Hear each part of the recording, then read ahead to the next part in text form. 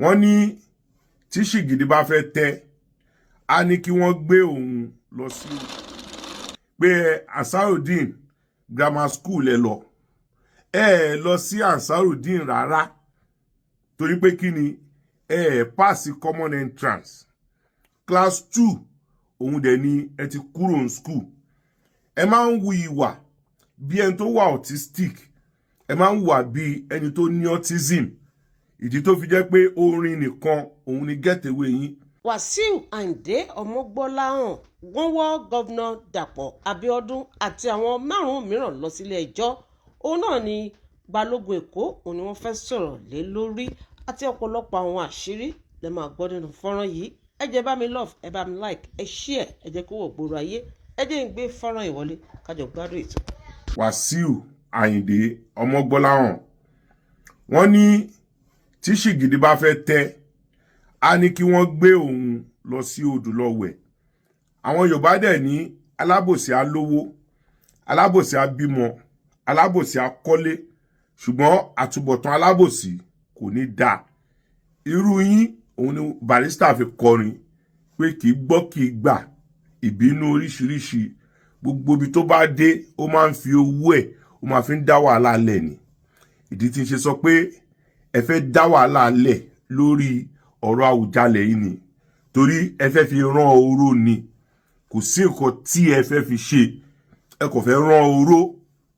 Ṣé mọ̀ pé tó bá yẹ pé wọ́n ti gọ̀ fún yín ní sọ̀lọ̀, ọmọ sọ̀lọ̀ lẹ̀ bá máa pera yín lọ́jọ́ ìní o torí gbájú ẹ̀ tẹ lò fún late Kabiru Adélàjà tẹ parọ́ pé Ansarudeen grammar school lọ lọ sí Ansarudeen rárá torí pé kí ni pass common entrance class 2 òun dẹ̀ ni ẹ ti kúrò ní school.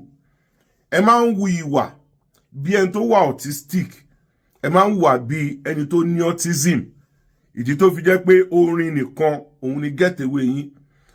Mọ bó ṣe ń hùwà láwùjọ, mọ bí wọ́n ṣe ń sọ̀rọ̀. Ẹni tẹ bá lọ sọ́dọ̀ obìnrin tó bá bímọ fún yín, ẹ máa bọ́ ṣọ́lẹ̀, ẹ bọ́ bàtà lẹ̀ kó wọn àtọmọ ẹ̀. That is a wayward statement. Irresponsible person ló máa ń wo irú wà yẹn. Ẹ bọ́ bàtà lẹ̀ sọ́dọ̀ obìnrin yẹn kó wọn àtọmọ ẹ̀. Ẹ ń disgrace àwọn ọmọ yín káàkiri. Ṣé láwọn tí wọ́n máa ń bá yín sọ̀rọ̀ orí wọn ò pé? Àwọn tó jókòó tì yín tẹ́ ẹ sọ pé Ṣàdíà ọmọ orí ìtẹ́ ni. Ọmọ 1957 lẹ pera yín. Ta ní ìyá Wasiu wà láyé, ẹ jẹ́ ká fún wọn ní 100 years old. That means pé 1925 ni wọ́n bí ìyá Wasiu. Kí ni orúkọ ọba tó bí Ṣàdíà sórí ìtẹ́? Ṣàdíà ọmọ Akérédolú ni orí ìtẹ́ ló bí sí.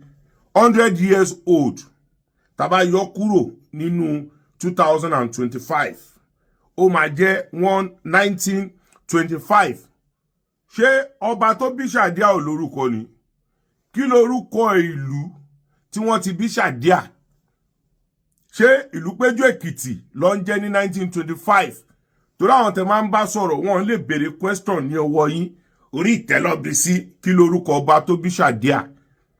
Now 1957 tẹ́ ló bí yín. Tó bá yẹ pé máa wọ school give or take 6 years old, àrírú ẹ̀rí 7 years old. So ẹ jẹ́ ká sọ pé by 1964 ẹ ti wọ primary school. Tẹ́ bá lò 6 years kú 1964 yẹn, ó mì pé by 1970 ó yẹ kẹ́ ti wọ secondary school. Ṣùgbọ́n wọ́n ní ẹ fail common entrance. So kò sí school kankan tó ready láti gbà yín. Segegri ò lè gbà yín, Methodist ò lè gbà yín. Àwọn better school bíi St. Finbar's College, Baptist Academy, Ekobos High School kò sí ètò lè gbà yín torí nígbà yẹn wọ́n máa ti ń kọ́ school tẹ́ máa lọ tẹ́ bá parí common entrance. Àwọn unapproved school náà bíi àwọn Lateco, àwọn Westco, St. Timothy àti Niger Paco, Niger Peco tẹ́ ń pè ní Niger Paco nígbà yẹn kò sí kankan tó lè gbà yín níbi tẹ́ fẹ́ẹ̀lì dé. Ìdí tí màmá yín ṣe mú yín lọ sí Ìjẹ̀bú Ìṣíwọ̀ nìyẹn. Tẹ́ lọ bẹ̀rẹ̀ class 1 pẹ̀lú wọn ní Ansarudeen High School Ìjẹ̀bú Ìṣíwọ̀. 1972 ni wọ́n dá Ansarudeen high school sílẹ̀. So by 74 lẹ wọlé ní class 1. Class 2 September tó gbọ́ludé lọ́mọ lẹ fi di ẹni tí ó wà ní ẹ̀yìn Dr. Sikiru Ayinde Barrister. Barrister dẹ̀ sọ wọ́n ní whisky làwọn máa ń pè yín. Ṣé mẹ́rin tó ń pè whisky? Ajá ẹni tó ń jẹ́ whisky nìyẹn. So Barrister tó ń sọ pé ọmọ òun ni yín. Ṣé 9 years ni Barrister gbà lọ́wọ́ yín ni? Because at the time tẹ́ bá kúrò in school, from calculation ọmọ tó bí 1957, age 17 lẹ kúrò ní class 2 nìyẹn o. Ṣé class 2, 17 years old tó yẹ kó ti máa ṣe tán ló máa kúrò in school ní class 2? Ẹ lọ rò dáadáa. Torí àwọn tẹ́jọ gbé ní Dùmágbò lọ́ọ̀kan NEPA níbi ilé àwọn alàgbé. Mo ti bá wọn sọ̀rọ̀ o.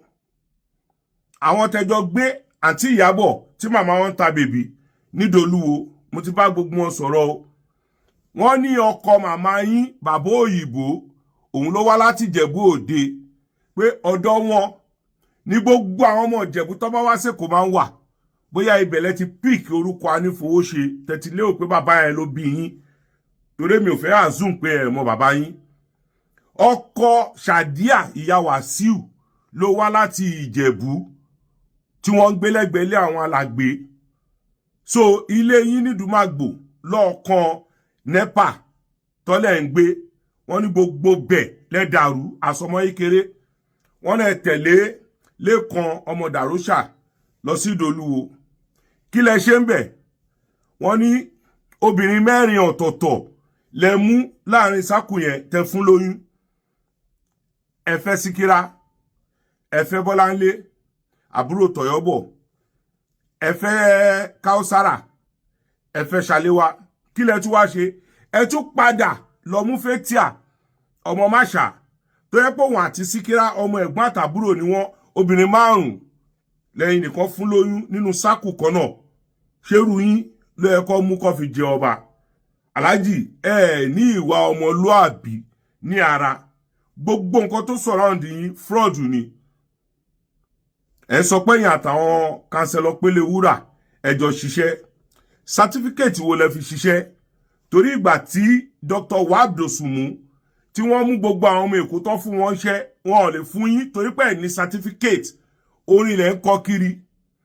Wọ́n ní ìgbà tí ẹ lọ síṣíwọ̀ àwọn Olúkẹ́yìndé tẹ gbé ní ọ̀dọ̀ wọn, wọ́n lè kí n lọ class pé ìlú lẹ máa ń lù. Kọ́lọ́run fọ̀run kẹ́ Olúkẹ́yìndé. Mo ti ṣe research yín dáadáa o. Ẹ lè jẹ Àwùjalẹ̀. Wọ́n ní ilé tó bá ń gbòòrò ọmọ àlénú ilé yẹn ò tí dàgbà ni. Wọ́n lè ti gbé wọn lọ court.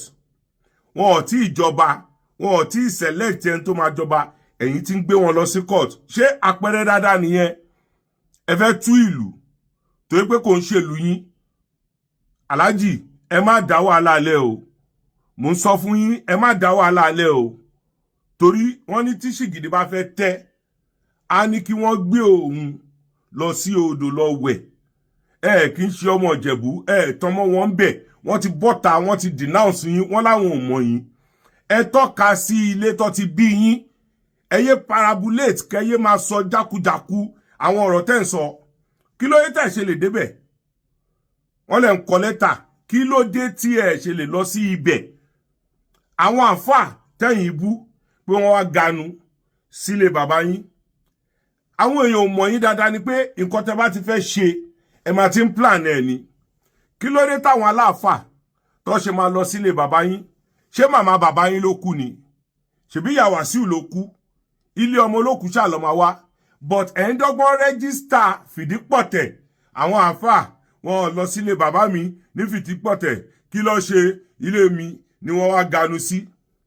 Ṣé ìyá bàbá yín ló kú tó ṣe máa lọ́lé bàbá ìyá ọ̀dọ̀ bàbá yín ni? Ṣebí ìyá yín ló kú, ilé títí yín lọ́mọ wá but tó pé fẹ́ rẹ́gísítà Fìdípọ̀tẹ̀ yẹn lẹ ṣe fi àwọn àfáà lẹ ṣe fi pa. Ṣé rí pé ìyá ẹ̀ ń jẹ yín? Ẹ dẹ̀ máa ṣe kí ni? Ẹ máa tẹ́.